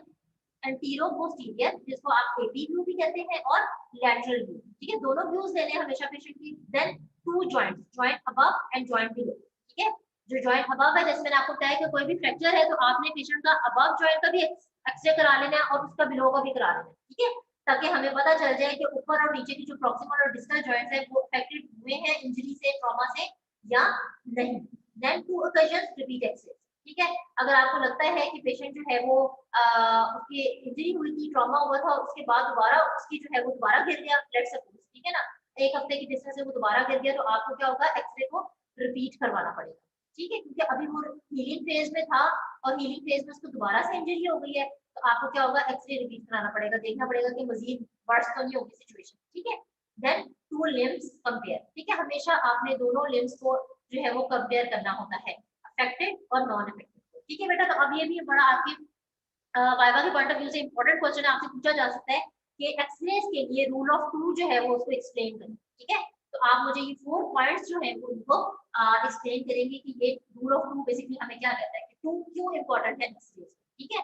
2 व्यूज लेने हैं, 2 जॉइंट्स को देखना है, 2 लिम्स को कंपेयर करना है, और 2 दफा आप एक्सरे को जो है वो रिपीट करना है, या आपने जो है वो अगर रिपीटेड इंजरी हो रही है तो आप उसको रिपीट करना है, okay। Reading an X-ray view box should be used in all cases. If a fracture is obvious, one must make note of the following points, ठीक है। एक तो बेटा आपने देखा होगा जो एक्सरे के लिए हम यूज कर रहे होते हैं, जिसमें एक्सरे इमेज को रख के जो है पढ़ा जाता है, ठीक है। एक्सरे व्यू बॉक्स जो होता है, आप कोशिश करें कि उसी के अंदर जो है वो एक्सरे रख के प्रॉपर्ली जो है वो इसको रीड करें। क्यों, इसलिए क्योंकि उसके अंदर जो बैकग्राउंड से लाइट आती है वो प्रॉपर इमेज देती है, ठीक है। सारी आपकी बोन्स की एनाटॉमी जो है वो क्लियर हो जाती है, सॉफ्ट टिश्यू की एनाटॉमीज क्लियर हो जाती है, ठीक है, कि रादर देन कि आप उसको लाइट के इधर उधर करके जो है वो पढ़ते हैं, ठीक है। स्पेसिफिकली जब आप स्टार्ट करेंगे पढ़ना एक्सरे तो तब आप जरूर उसको फोकस करें, ठीक है। जब आप एक्सपीरियंस हो जाते हैं तो चलिए फिर तो आपको जो है वो पेशेंट के जो है वो चलने से ही पता चल जाता है कि क्या मसला है, ठीक है। अच्छा जी, अब आपने क्या क्या पॉइंट्स देखते हैं, विच बोन इज अफेक्टेड, ठीक है, कौन सी बोन पेशेंट की अफेक्टेड है, क्योंकि अगर आपको लग रहा है कि जो एंकल में मसला है और पेशेंट को एक्चुअल मसला जो है वो उसमें नी में है, तो आपने गलत रेफर कर देंगे, ठीक है। तो आपको ये डिटेक्शन सबसे पहले करनी है कि पेशेंट की किस बोन में मसला है, उस बोन का फिर स्पेसिफिकली हम एक्सरे रेफर करेंगे, ठीक है। Which part of the bone is affected like shaft etcetera, ठीक है। अब बोन पता चल गया, फॉर एग्जांपल हम कहते हैं फीमर पेशेंट की जो है वो अफेक्टेड है, ठीक है। अब फीमर का कौन सा हिस्सा अफेक्टेड है, उसका हेड का मसला है, उसके शाफ्ट का मसला है, नेक ऑफ द फीमर का मसला है, ठीक है ना, कहाँ पे फ्रैक्चर हुआ है, कहाँ पे बोन ऑस्टियोपोरोटिक है, ये आपने फिर देखना है, ठीक है। ये नेक्स्ट बात होगी। थर्ड पॉइंट आपने क्या देखना है, at what level is the fracture, whether the fracture is in the upper middle or lower third, ठीक है। अब हमने देख लिया बोन कौन सी है, बोन का पार्ट कौन सा है, उसके बाद अब आपने क्या देखना है कि फ्रैक्चर जो है वो बोन के किस पार्ट को अफेक्ट होगा, अपर पार्ट में है, मिडिल में है या लोअर में, ठीक है ना। अब आप ये बेसिकली देखिए स्टेप बाय स्टेप जब चलेंगे ना एबीसी के थ्रू, तो आपको बड़ा इजी हो जाएगा डिटेक्ट करना कि कहाँ पे मसला आ रहा है। Then what is the pattern of fracture, ठीक है जी, आप टाइप ऑफ फ्रैक्चर भी आप इसको कह सकते हैं, किस टाइप का फ्रैक्चर है, ठीक है। आप लोगों ने फ्रैक्चर की टाइप्स आई थिंक पढ़ी होंगी शायद, ये आगे भी है वो भी हम देख लेते हैं, ठीक है। उसके बाद इज द फ्रैक्चर डिस्प्लेस्ड, ठीक है, फ्रैक्चर डिस्प्लेस है, बोन्स अपनी जगह से डिस्प्लेस हो चुकी है या वो स्टिल आपस में अटैच है फ्रैक्चर के बाद, ठीक है। जो बोन्स अटैच रहती हैं उसके फ्रेगमेंट्स अटैच रहते हैं उसको हम कहते हैं नॉन डिस्प्लेस्ड फ्रैक्चर, ठीक है। और अगर फ्रेगमेंट सेपरेट हो जाए, ठीक है, बोन के पार्ट सेपरेट हो जाए तो उसको हम कहते हैं डिस्प्लेस्ड फ्रैक्चर, ठीक है। जो नॉन डिस्प्लेस होता है उसमें हमारे पास चांसेस ज्यादा अच्छे होते हैं रिकवरी के, ठीक है, बोन हीलिंग के ज्यादा अच्छे चांसेस होते हैं। और जो डिस्प्लेस्ड होता है उसमें फिर हमें जो होता है वो क्या होता है, सर्जिकल इंटरवेंशन की जरूरत होती है। Then is the fracture extended to nearby joints, ठीक है। जैसे मैंने आपको बताया कि proximal और distal joint का पता होना जरूरी है, इसलिए क्योंकि कभी-कभी ये होता है कि फ्रैक्चर लाइन एक्सटेंड करके जो नियरबाई जॉइंट्स हैं वहां तक भी जो है वो चली जाती है। Does the underlying bone appear pathological like a cyst, abnormal texture of the whole bone etc, ठीक है। तो अब जो बोन आप स्टडी कर रहे हैं आपने उसको देख लेना है कि उसके अंदर कोई पैथोलॉजिकल चेंजेस तो नहीं आएंगे, ठीक है, ऑस्टियोप्रोटिक तो नहीं है, डेंसिटी तो नहीं बोन की कम हुई, ठीक है, बोन इटसेल्फ जो है वो वीक तो नहीं है, ठीक है। तो ये आपने बोन की जो हेल्थ स्टेटस है उसको भी साथ साथ जरूर देखना है, ठीक है। ये नहीं कि आपने एक्सरे देखा और आपने कहा कि भाई फ्रैक्चर है, दैट्स इट, नो, आपने हर तरह से आपने एक एक चीज देखनी है, ठीक है ना। अफेक्टेड कौन सा पार्ट है, उसके बाद जो है वो किस टाइप का फ्रैक्चर है, डिस्प्लेस्ड है नॉन डिस्प्लेस्ड है, ओवरऑल बोन की हेल्थ क्या है, फ्रैक्चर तो हो गया है, बोन किस तरह की है, क्यों, क्योंकि पेशेंट आपसे पूछेगा कि भाई अब तो मैं हील कर जाऊंगा लेकिन 2 से 3 साल बाद मुझे दोबारा तो नहीं चांसेस है कि मेरा फ्रैक्चर हो जाए, ठीक है। उसके अलावा हमें बोन की डेंसिटी से ये भी पता चलेगा कि पेशेंट की कैल्शियम विटामिन डी जो है उसकी डेफिशिएंसी है या नहीं है, ठीक है। तो आपने पेशेंट को साथ साथ में सप्लीमेंट भी रेफर करने होते हैं, इसलिए बोन हेल्थ जो है उसकी वो भी बहुत ज्यादा इंपॉर्टेंट है। इज इट अ फ्रेश और एन ओल्ड फ्रैक्चर, ठीक है। फिर आपको ये भी पता चल जाएगा कि फ्रैक्चर जो है वो ये भी आपको देखना जरूरी है कि रिसेंट इंजरी के बाद का फ्रैक्चर है या ये कोई पुराना फ्रैक्चर है और पेशेंट उसको इग्नोर करता रहे, ठीक है। जैसे मैंने आपको बताया था कि अक्सर ये होता है कि पेशेंट फ्रैक्चर के साथ भी जो है वो वेट बेयरिंग कर रहा होता है, ठीक है, क्यों, क्योंकि पेशेंट जो है वो यूज टू हो जाता है पेन के और उसको लगता है कि शायद ये पेन जो है वो इसी तरह ही मुझे इसके साथ रहना है, ठीक है। और वो फ्रैक्चर के साथ भी वेट बेयरिंग कर रहा होता है, चल रहा होता है, अपनी रूटीन की एक्टिविटी जो है वो कर रहा होता है। ओके बच्चों, तो यहाँ तक जो है वो बेसिकली मैंने आपको जो इम्पोर्टेंट बताया वो क्या था, 2 रूल्स आपने याद रखने हैं, ठीक है। रूल ऑफ 2 क्या है एक्सरे के लिए। सेकंड बच्चों आपको पता होने चाहिए जो मैंने इंपॉर्टेंट रूल्स बताए हैं या इंपॉर्टेंट पॉइंट्स बताए हैं, आपको पता होने चाहिए कि ये क्या क्या पॉइंट्स हैं व्हाइल रीडिंग द एक्सरे, ठीक है बच्चों। अब उसके बाद हमारे पास आ जाता है एक्सरे व्यूज, ठीक है। तो मैंने आपको पीछे बताया कि हमने एक व्यू नहीं लेना, 2 व्यू लेने। स्पेसिफिकली जो यूज हो रहे होते हैं वो हमारे पास जो मैंने आपको नजर आ रहे हैं स्क्रीन पे, एंटीरो पोस्टीरियर व्यू या जिसको हम एपी व्यू भी कहते हैं, ठीक है। पोस्टीरियो एंटीरियर व्यू भी होता है। इसी तरह से नेक्स्ट हमारे पास होता है लैटरल व्यू, फिर होता है आपके पास ओब्लिक व्यू और उसके अलावा कुछ होते हैं स्पेशल व्यूज। अच्छा जी बच्चों, अब आप देख लें एंटीरियर पोस्टीरियर व्यू क्या होता है, ठीक है। नाम ही उसका इंडिकेट कर रहा है, the x-ray beam is exposed from the interior side of the body part. The beam casts a shadow on the X-ray plate that is kept behind the body part, ठीक है। एंटीरियर पोस्टीरियर क्या मतलब है कि जो x ray detector होगा वो body के बैक साइड पे होगा, ठीक है, और जो रेज है वो क्या होंगी इंटीरियर साइड से पास करेंगी, ठीक है। यानी कि ये अगर फॉर एग्जांपल इंटीरियर है तो यहाँ से एक्सरे पास करेंगे और डिटेक्टर इसके बैक साइड पे लगा हुआ होगा, ठीक है। इसी तरह से लैटरल व्यू क्या है, the x-ray beam is exposed from the lateral aspect of the part, ठीक है। अगेन वही बात है बेटा कि इसमें रट्टा लगाने की कोई जरूरत नहीं है। एंटीरियर पोस्टीरियर का क्या मतलब है कि एंटीरियर पोस्टीरियर की एक्सरे जो है वो पास करेंगे, ठीक है। लैटरल व्यू का क्या मतलब है कि जो एक्सरे बीम है वो बॉडी के लैटरल एस्पेक्ट से जो है वो पास करके फिर डिटेक्टर तक जाती है। ओके, देन आ जाता है हमारे पास ओब्लिक व्यू। ओब्लिक व्यू का क्या मतलब है, डायगोनल, ठीक है, जैसे डायगोनल होता है ना इसी तरह से होता है view, oblique view. The x-ray beam is exposed from a plane which is oblique to the body part on which the x-ray beam is focused, ठीक है। तो इसमें वही बात आती है जैसे मैंने आपको बताया है कि ओब्लिक या जो डायगोनल पैटर्न में जो है वो एक्स-रे बीम जो है वो बॉडी के पार्ट से जो है वो पास होती है, ठीक है। ये मैं अभी आपको आगे दिखाती हूँ पिक्चर तो आपको पता चलेगा, ठीक है। ये देखिए बेटा, ये है पेशेंट का बॉडी पार्ट, ठीक है। आम का हम एक्सरे ले रहे हैं और ये नीचे क्या है एक्सरे डिटेक्टर लगा हुआ, ठीक है। अब ये सबसे पहला हमारे पास क्या है जी, एपी व्यू एल्बो, ठीक है। एपी व्यू में मैंने आपको क्या बताया था, एक्सरे इंटीरियर भी पास करेगी, डिटेक्टर पोस्टीरियर लगा हुआ, ठीक है। सेकंड आ जाता है लैटरल व्यू। लैटरल व्यू ये है हमारे पास, इसमें मैंने आपको क्या बताया था, एक्सरे जो है बॉडी के कहां से पास करेगी, lateral aspect of the body से पास करेगी, ठीक है। ये देखिए ये एल्बो का लैटरल हिस्सा है, तो लैटरल पास से पास करेगी और डिटेक्टर पीछे लगा हुआ है। इसी तरह से ओब्लिक व्यू, ओब्लिक व्यू को जो है वो हमने अब 2 पार्ट्स में डिवाइड किया हुआ है जिसकी मीडियल एंड लैटरल, ठीक है। जैसे मैंने आपको बताया था कि ओब्लिक व्यू यूजुअली हम लोग हैंड के लिए, ठीक है, और जो हमारा एंकल है इसके लिए ले होते हैं क्योंकि ये जॉइंट थोड़े से स्मॉल होते हैं तो इनको जो है वो डिटेक्शन के लिए बेसिकली हमने ओब्लिक व्यू जो है वो ज्यादा बेहतर है। ठीक है, तो अब आप देखिए ओब्लिक व्यू के अंदर आपने क्या कराया, पेशेंट को प्रोनेशन सफिशिएंट कह भी सकते हैं इसको आप, ठीक है, या मीडियल और लैटरल रोटेशन करवाई और हमने दोनों साइड का इमेज जो है वो ले लिया। ठीक है, अब फॉर एग्जांपल मैं आपको कहती हूँ कि यहाँ पे जो पेशेंट है ना उसका मसला जो है वो हमारे पास आ रहा है, किसका, जो एल्बो जॉइंट है, ह्यूमरो अल्नर जॉइंट है, उसका जो है वो ज्यादा पेशेंट को प्रॉब्लम आ रहा है। ठीक है, तो अब क्योंकि आपको पता है ह्यूमरो अल्नर जॉइंट कितना जो है वो स्मॉल जॉइंट है, ठीक है, अब उसको ये रेडियो अल्नर जॉइंट है क्या अगर हमने डिटेक्ट करना है, ठीक है, तो अब वो बिल्कुल स्मॉल जॉइंट है, तो इसके लिए हम क्या कर रहे हैं, हमने पेशेंट के डिफरेंट व्यूज ले लिए और अब इन डिफरेंट व्यूज को जो है वो कंपेयर करके हम देखेंगे कि कहाँ पे पेशेंट की जो है वो क्या आ रही है, पैथोलॉजी आ रही है। ठीक है बच्चों, तो ये सबसे ज्यादा कॉमनली यूज होने वाले हमारे पास व्यूज हैं, AP view, lateral view and oblique view. Okay, उसके बाद कुछ स्पेशल व्यूज जो है वो भी, जो कि मैंने बहुत ज्यादा तो नहीं डाले, बहुत सारे होते हैं लेकिन जो आपको क्लिनिकली मिल सकते हैं, उसमें एक आता है हमारे पास oblique view which is done to detect scaphoid fracture. The X-ray beam is given in a plane perpendicular to a plane which is slightly slanted. ठीक है जी, तो बेसिकली ये oblique view ही होता है, लेकिन इसको हम थोड़ा सा मजीद स्लैंटिंग वे में लेके जाके करते हैं और इसका जो है वो पर्पस क्या होता है, स्केफॉइड फ्रैक्चर को डिटेक्ट करना। ठीक है, अब आपको पता है स्केफॉइड बेसिकली कार्बन बोन है। अब बच्चों आपको ये देखें, ये आपको पता है ये आपको सिनेरियो बेस्ड क्वेश्चन भी आएंगे, ठीक है ना, तो सिनेरियो बेस्ड क्वेश्चन में आपको किस तरह आ सकता है, इस तरह आ सकता है कि पेशेंट है, पेशेंट का फॉल ऑन आउटस्ट्रेच हैंड, ठीक है, जिसको हम क्या कहते हैं, FOSH, fall on outstretch hand. ठीक है, पेशेंट आया, पेशेंट का जो है वो क्या हुआ कि एकदम से पेशेंट गिरा है अपने और आउटस्ट्रेच हैंड के ऊपर और पेशेंट को जो है वो रिस्ट में पेन निकल है, ठीक है, रिस्ट में या आर्म साइड पे जो है वो पाम साइड पे उसको पेन हो गया। ठीक है, तो आप जो है वो बताएंगे पेशेंट को किस टाइप का फ्रैक्चर होगा।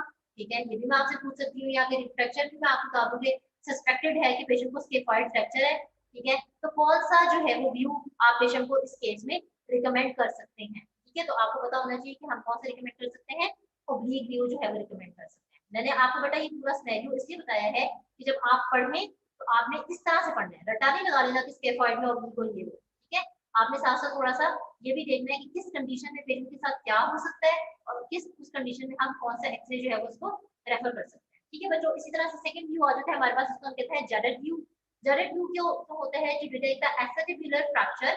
It is a modification of oblique view of the hip where the patient trunk is rotated to contralateral side in relation to the hip whose image is being taken.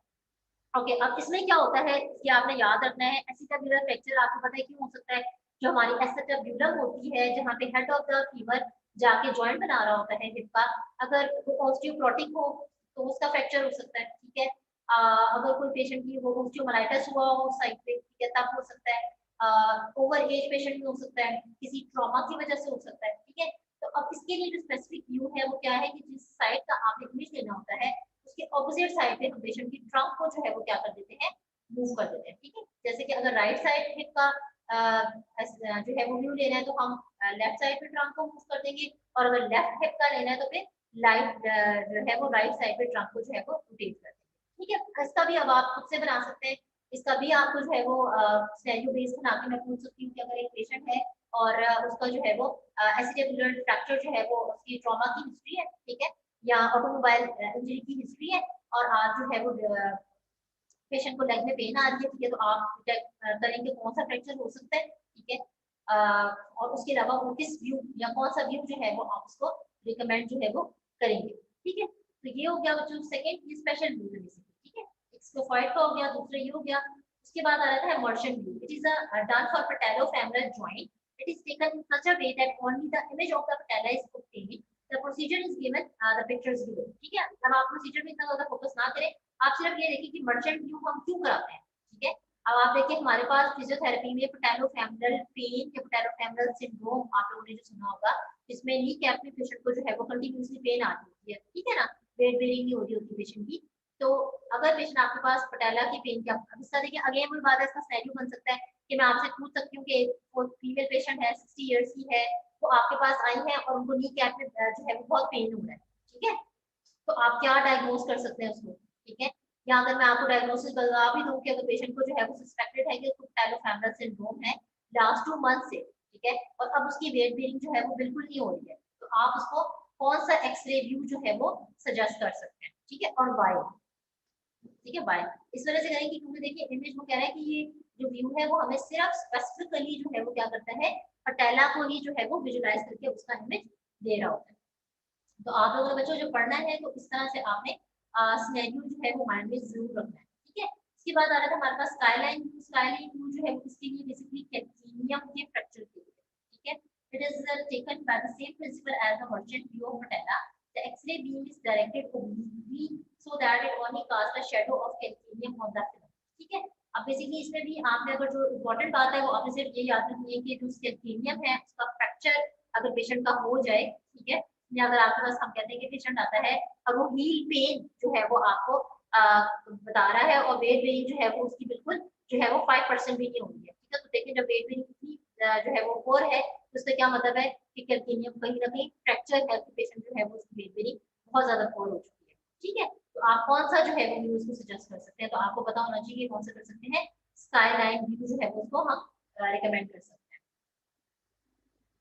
उसके बाद आता है बच्चों done view. Done view क्या है, it's an anterior posterior view of the hip with the patient spine and the hip and knee flex at 90 degree, legs abducted to 15 to 20 degree and the femur in the neutral position, ठीक है। ये देखिए आपने patient को हमने लेटाया हुआ है, hip और नी जो है इसमें है 90 डिग्री पे फ्लेक्स है और जो है लेग्स हैं उनको हमने 15 से 20 डिग्री एबडक्शन में जो है मूव कर दिया और जो फीमर है उसको वो न्यूट्रल पोजीशन में आ गया, ठीक है। इस तरह का आपके पास इमेज जो है वो, ठीक है। ये भी बेसिकली हमने अगर हिप जॉइंट को जो है वो देखना हो और साथ आपने जो है वो at the same time pelvis को भी जो है वो उसका भी इमेज देखना हो तो ये हम जो है वो यूज कर सकते हैं, ठीक है। देन उसके बाद आ जाता है बच्चों modified Dunn view is the slightest modification of the Dunn view where the hip is flex to 45 degree, ठीक है जी। उधर हमारे पास हिप और नी 90 पे फ्लेक्स थे, यहाँ पे 45 पे फ्लेक्स हो गया। Done view and modified done view is mainly to see the spasticity of the femoral head, which is the cause of the premature arthritis, ठीक है बच्चों। तो बेसिकली आप अगेन वही बात आ जाती है, देखिए यहाँ से एक और केस सिनेरियो बन सकता है कि पेशेंट जो है वो आपको लगता है कि यंग एज में अर्ली अडल्टहुड में पेशेंट को जो है वो आर्थराइटिस के साइंस आ रहे हैं, ठीक है। और पेशेंट आपको जो है वो आगे कंप्लेन कर रहा है कि उसके हिप एरिया में जो है वो पेन आ रही है, ठीक है। वहां से उसको पॉपिंग साउंड्स भी आ रही हैं, ठीक है। और वेट बेरिंग जो है उसकी जो है वो माइल्ड टू मॉडरेट है, ठीक है। और पेशेंट जो है वो कहता है कि वो हाफ एन आवर से ज्यादा वॉक करता है तो क्या होता है उसको वहां पे पेन स्टार्ट हो जाती है, ठीक है। तो आप जो है वो कौन सा जो है वो एक्सरे के व्यू जो है वो स्पेसिफिकली आप उसको इस तरह के पेशेंट को रेफर कर सकते हैं, ठीक है। तो आप वहां पे बता सकते हैं कि done and modified Dunn view जो है वो हम उसको यूज कर सकते हैं, ठीक है बच्चों। तो ये जो थे वो कुछ स्पेसिफिकली हमारे पास स्पेशल व्यूज है, ओके बेटा। तो जो है वो हमने डिस्कस कर लिया कि जो आपके पास स्पेसिफिक व्यूज हैं जो मैंने आपको बताया बहुत ज्यादा यूज होते हैं वो कौन से हैं और जो स्पेशल व्यूज हैं वो कौन से हैं। चलिए बच्चों टाइम जो है वो हमारे पास बहुत शॉर्ट है, 2 क्लासेस आपकी ऑलरेडी मिस हो गई हैं तो यहाँ पे इसको हम करते हैं खत्म करते हैं, ठीक है। इंशाल्लाह फिर नेक्स्ट सेक्शन में इसको कर लेंगे। एक दफा मैं आपको समरी बता देती हूँ, ठीक है बच्चों। हमने जैसे कि क्या पढ़ा, मैंने आपको बताया कि एक्सरेज क्या होती है, इलेक्ट्रोमैग्नेटिक रेडिएशंस है, ठीक है। अगर शॉर्ट वेवलेंथ किसने इसको जो है वो डिस्कवर किया। देन फिर हमने पढ़ा कि स्टैंडर्ड एक्सरे मशीन के कितने पार्ट्स होते हैं, एनर्जी सप्लाई है, कंट्रोल पैनल है, एक ट्यूब हेड लगा हुआ होता है, उन सारे कंपोनेंट्स का स्पेसिफिकली क्या रोल है, ठीक है, क्या फंक्शन है, ये आपको पता होना चाहिए। फिर मैंने आपको 3 जो है वो सिंपल स्टेप्स बताए हैं एक्सरे प्रोडक्शन के, ठीक है। एक्सरे थर्मियोनिक इमिशन हुई, इलेक्ट्रॉन्स इमिट हुए, वहां पे जो है वो वोल्टेज जनरेट हुआ, वोल्टेज ने जो है वो इलेक्ट्रॉन्स को जो है वो अट्रैक्ट किया टुवर्ड्स द एनोड, वहां से एक्सरेज जनरेट हुई, ठीक है। और एक्सरेज जनरेट होगी और जो भी बॉडी पार्ट है वहां से पास होंगे और आपको इमेज जो है वो दे देगी, ठीक है। फिर मैंने आपको बताया था कि इमेज बनता किस तरह है ये भी आपको पता होना चाहिए, ठीक है बच्चे। उसके बाद फिर हमने जो है वो एक्सरे के यूजेस पढ़े हैं जो कि मैंने आपको डायग्नोस्टिक यूजेस भी बताए हैं, ठीक है। फिर मैंने आपको थेराप्यूटिक यूजेस भी बताए हैं। फिर मैंने आपको ये बताया कि मेडिकल फील्ड के अलावा हम एक्सरेज कहाँ कहाँ इस्तेमाल करें, ठीक है बच्चे। उसके बाद फिर जो है वो हमने जो है वो मैंने आपको कुछ रूल्स बताए हैं, ठीक है, जो कि आपको जरूर पॉइंट माइंड में रखने हैं कि आपने हमेशा पेशेंट का जो है वो अप्रोक्सीमल और डिस्टल एक्सरे जरूर करवाना है अगर आपको लगता है कि उसका फ्रैक्चर है, ठीक है। किस बोन का फ्रैक्चर है, बोन के किस पार्ट का फ्रैक्चर है, ठीक है। उसके बाद फिर वो कौन सा एरिया है, अपर है, मिडल है, लोअर पार्ट में है, ओवरऑल बोन की हेल्थ किस तरह की है, ठीक है, किस टाइप का फ्रैक्चर है, किस तरह की इंजरी से फ्रैक्चर हुआ है, ठीक है। ये आपको सब कुछ बेटा जो इतना ज्यादा आपको बेसिकली देखना पड़ रहा है वो इसलिए क्योंकि पेशेंट आपसे नंबर ऑफ क्वेश्चंस करता है, ट्रिलियंस क्वेश्चन करेगा वो आपसे, ठीक है ना। वो एकदम से बैठा है बेचारा और एकदम से उसका पाँव मुड़ा और फ्रैक्चर हो गया, तो उसने तो आपसे आगे सारे सवाल करने हैं, ठीक है। तो अब जब तक आपको खुद ही क्लियर नहीं होगी चीजें तो आप पेशेंट को किस तरह क्लियर करेंगे, ठीक है। इसलिए हम इतने ज्यादा रूल्स एंड रेगुलेशन जो है या इतना ज्यादा जो है वो कीन होके कॉशियस होके एक्सरे जो है वो देखते होते हैं, ठीक है। फिर बच्चे मैंने आपको बताया है कि डिफरेंट जो ऑब्जेक्ट्स होते हैं, डिफरेंट आपके बॉडी पार्ट्स हैं, उनकी डिफरेंट डेंसिटीज हैं, और वो जो है वो डिपेंड कर रहा होता है कि एक्सरेज या तो उससे प्रॉपर्ली पास हो जाएंगी या जो है वो टू सम एक्सटेंट पास होंगी या जो है वो फुल एब्जॉर्ब हो जाएगी और डिटेक्टर तक जो है वो सम एक्सरेज जो है हो जाएंगे, ठीक है। उसके बाद फिर वो हमने एक ग्रे स्केल किया है कि एयर किस तरह की नजर आती है, सॉफ्ट टिश्यूज किस तरह के नजर आते हैं, ठीक है, वो किस तरह की नजर आती है। अब ये सारा जो है ना वो बच्चों आप लोगों ने मैंने बताया है कि कंफ्यूज नहीं होना, ठीक है। अगर कभी ह्यूमन एरर हो या मशीन भी कोई एरर दे रही हो तो थोड़ा सा आपको चेंजेस जो है वो नजर आ सकती हैं, ठीक है, लेकिन स्टैंडर्ड जो है वो ग्रे स्केल आपके यहाँ पे है, ठीक है बच्चों। उसके बाद सेकंड हमने देखा कि एक्स-रेज की टिपिकल जो है वो व्यूज कौन कौन से हैं, एपी है, लैटरल है, ओब्लिक है, और सम स्पेशल व्यूज जो है वो भी आपने देखे हैं, ठीक है। उसके अलावा एक और पॉइंट हमने पढ़ा था रूल ऑफ टू, ठीक है। तो मैंने आपको बताया था कि दो जॉइंट्स आपने लेने हैं, दो लिम्स को कंपेयर करना है, और उसके अलावा जो है वो आपने रिपीट करना है एक्सरे, ठीक है ना। अगर दोबारा रीकर हो रही है जी तो आपने उसको भी रिपीट करना है, ठीक है। तो बेसिकली बच्चों this is all about today's lecture. अगर आप में किसी का कोई क्वेश्चन है तो you are welcome to ask.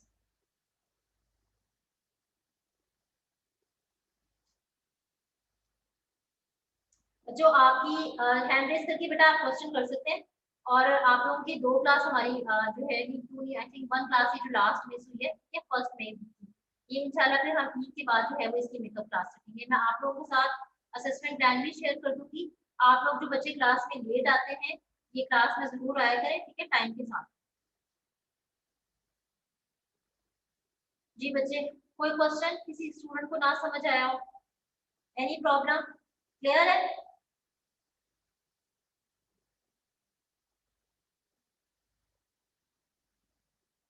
बच्चे जाग रहे हैं, आप लोग सो तो नहीं रहे हैं?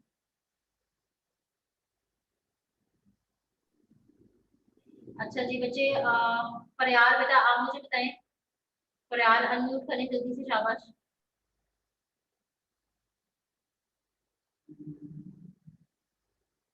जी अक्सर नौरीन बेटा आपने हैंड रेस किया हुआ, जी बताएं। मैम वो ओपेक और लूसेंट में डिफरेंस एक दफा रिपीट कर दें। ओके फाइन, ठीक है बच्चे, मैंने आपको जो है वो एक्सप्लेन में आपको स्क्रीन नहीं शो करके दिखाती हूँ बेटा। मैंने आपको ये बताया है कि जो डिफरेंट ऑब्जेक्ट्स होते हैं उनकी जो डेंसिटी होती है ना, ठीक है, वो उस पर डिपेंड कर रहा होता है कि आपको एक्सरे का इमेज किस तरह का नजर आएगा, ठीक है। वो एरिया जो सारी रेज एब्जॉर्ब कर लेता है और डिटेक्टर के पास थोड़ी सी रेज जो है वो पहुंचती है, वो किस तरह का नजर आएगा, व्हाइट नजर आएगा। अब मैंने आपको क्या बताया था, कौन सी चीज व्हाइट नजर आ रही है हमारे पास एक्सरे में, ये देखिए मेटल या बोन नजर आ रही है, ठीक है। इसका क्या मतलब है कि मेटल या बोन क्या करती है कि एक्सरेज को सारा एब्जॉर्ब कर लेती है, ठीक है, और थोड़ी सी रेज जो है वो डिटेक्टर तक हमारे पास जाती है, इसलिए ये हमें व्हाइट कलर का नजर आता है, ठीक है। सेकंड बात इसमें क्या आती है कि वो area where x-ray beams pass through without interference to reach the detector, ठीक है, यानी कि वो एरिया जिसमें जो एब्जॉर्ब नहीं करेगा रेज को बल्कि सारी रेज को अलाउ कर देगा कि उससे पास हो जाए, वो हमें किस तरह का नजर आएगा, ब्लैक नजर आएगा। इसका क्या मतलब है, एयर जो है वो हमें किस तरह की नजर आती है, ब्लैक नजर आती है, क्योंकि एयर से सारी एक्सरेज है वो पास हो जाती है। तो आपसे अगर पूछा जाए कि लुसेंसी जो है वो बेसिकली कौन से एरिया की सबसे ज्यादा है, ठीक है, आप बताएंगे कि एयर की लुसेंसी जो है वो सबसे ज्यादा है, कि सारी रेस को अपने अंदर से पास करने के लिए अलाउ कर देती है, और इसीलिए एयर जो है वो हमें क्या नजर आती है, ब्लैक नजर आती है, ठीक है। और अगर बोन की हम देखें लुसेंसी, तो वो जो है वो क्या है, वो बोन की लुसेंसी जो है वो हमारे पास क्या है, कम है। क्यों? क्योंकि बोन जो है वो कुछ रेस को, सारी रेस को एब्जॉर्ब कर लेती है और कुछ रेस को अलाउ करती है कि वो कहाँ तक जाए, डिटेक्टर तक जाए, ठीक है। मैम इस चीज पे डिपेंड कर रहा है बेटा कि कौन सा ऑब्जेक्ट अलाउ कर रहा है अपने अंदर से रेस को पास करना, और कौन सा रेस जो है वो क्या कर रहा है, सारा खुद से ही एब्जॉर्ब कर रहा है और डिटेक्टर तक थोड़ी सी रेस जो है वो जाने दे रहा है, ठीक है। ओके मैम समझ आ गया। जी और next question I think Mahmood आपने हैंड रेज किया हुआ था। Yes ma'am. मैम ये एनाटॉमिकल पोजीशन में लिम्ब देखने का, फिल्म देखने का क्या मतलब है? सॉरी।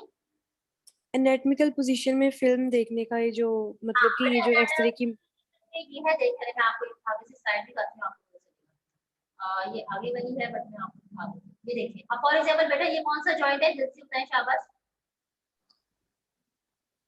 नी जॉइंट है। ठीक है अब आप देखिए अगर इस जॉइंट को आप जो है वो ये वाला पार्ट ऊपर हो जाए ठीक है तिबिया और फिब्यूला ऊपर चली जाए और फीमर नीचे आ जाए तो आपको क्लियर समझ नहीं आएगा ना।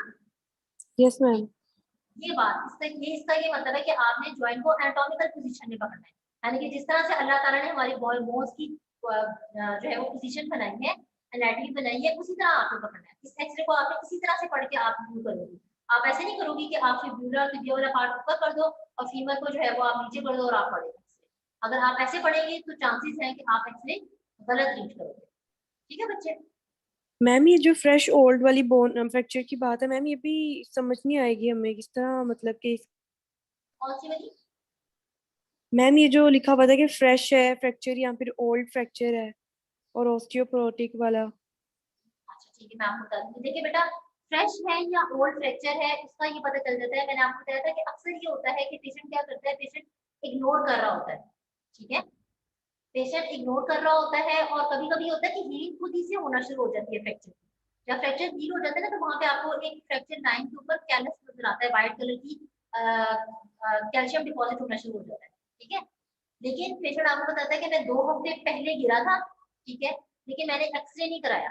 ठीक है बट मैंने क्या किया मैंने घर पे रेस्ट करना शुरू कर दिया। ठीक है और मैंने अपनी वेट भी नहीं कम कर दी मैंने वर्क पे जाना कम कर दिया तो क्या होता है कि ऑटोमेटिकली नेचुरली हमारी बॉडी में हीलिंग हो रही होती है। ठीक है तो ऑटोमेटिकली उसकी हीलिंग होना शुरू होगी। तो आपको पता चल गया कि क्या हुआ कि इसने 2 से 3 हफ्ते तक रेस्ट की है। ठीक है लेकिन क्या हुआ एक्सरे इसने नहीं कराया लेकिन क्या हुआ वहां पे आपको हल्की सी खुद से नेचुरली हीलिंग होना शुरू हो गई है। ठीक है और ये हो गया आपके पास कि ये ओल्ड फ्रैक्चर है इसका मतलब है। ठीक है कि फ्रैक्चर हो गया लेकिन पेशेंट ने उसको सीरियस नहीं लिया।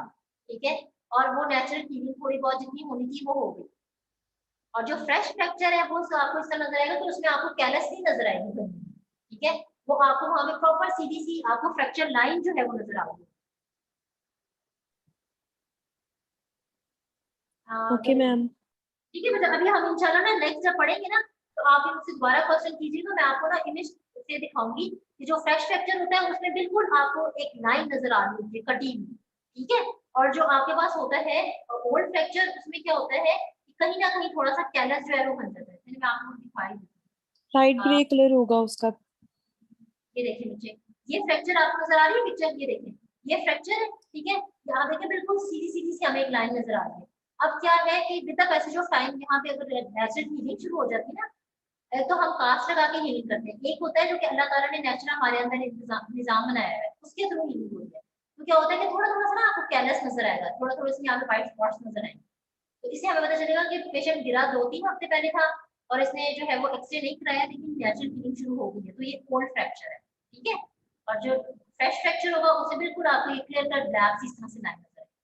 ठीक है बच्चे। Yes ma'am. हाँ जी thank any you other ma'am. Welcome बेटा। कोई और स्टूडेंट किसी और स्टूडेंट को कोई क्वेश्चन हो। अच्छा जी कोई क्वेश्चन नहीं।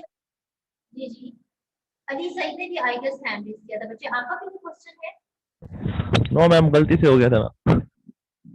जी और कौन से स्टूडेंट है बेटा। बच्चे आप लोग मुझे ऐसे लग रहा है कि पढ़ नहीं रहे हैं आप लोग साथ साथ पढ़ते रहे। ठीक है ये एकदम से आप लोगों के असेसमेंट्स आ जाएंगी फिर आपको प्रॉब्लम होगी। ठीक है एलएमएस में सब कुछ आपका अपलोडेड है लेक्चर्स भी अपलोड है रिकॉर्डिंग भी मैं आप लोगों के साथ ड्राइव शेयर जो है वो कर रही हूँ। ठीक है तो कोई समझ नहीं आती है तो आप मेल पे पूछ सकते हैं बट आप लोग साथ साथ पढ़ के आया करें।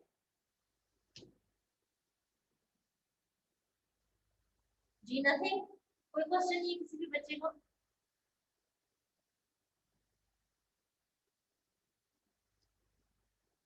ओके बच्चों जी टेक केयर एंड अल्लाह हाफिज। इंशाल्लाह नेक्स्ट आप जो हमारी सैटरडे की क्लास है उसमें फिर जो रिमेनिंग रह गए वो हम